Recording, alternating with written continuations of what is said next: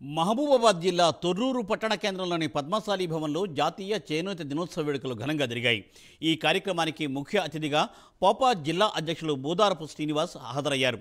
జాతీయ చేనేత దినోత్సవం ప్రకటించినందుకు ప్రధాని మోదీకి ఆయన ధన్యవాదాలు తెలిపారు. పద్మశాలీలకు కూడా గుర్తింపు కార్డులు ఉండేలా, అలాగే ప్రతి ఒక్కరికి పింఛన్ వచ్చేలా చూడాలని విన్నవించుకున్నారు. ఈ సందర్భంగా పద్మశాలీలకు జాతీయ చేనేత దినోత్సవ శుభాకాంక్షలు తెలిపారు.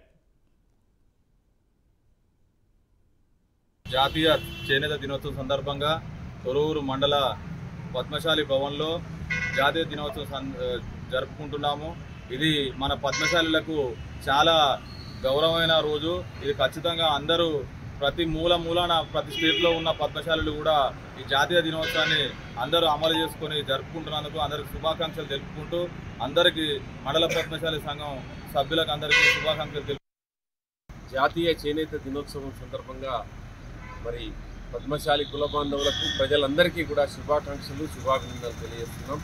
జాతీయ చేనేత దినోత్సవాన్ని చేనేత కార్మికులను గుర్తుగా ఒక ఐకాన్గా నేత కార్మికుల ఇవాళ ప్రపంచం మొత్తానికి కూడా ఒక గుడ్డనిచ్చేటువంటి ఒక నేతన్న ఒక ప్రాముఖ్యతను, ఆ చేనేత కార్మికుల ప్రాముఖ్యతను, చేనేత నూలు వస్త్రాల ప్రాముఖ్యతను గుర్తిస్తూ నేషనల్ హ్యాండ్లూమ్ డే అనేటువంటిది ఒక ప్రత్యేకంగా ఏర్పాటు చేయాలనేటువంటి నినాదం ఎప్పటి నుంచో ఉండగా మరి గౌరవ ప్రధానమంత్రి నరేంద్ర మోడీ గారు మరి ఈ 7 ఆగస్టును జాతీయ చేనేత దినోత్సవంగా ప్రకటించి గత 5-6 సంవత్సరాల నుంచి మనం నిర్వహించుకుంటున్నాం.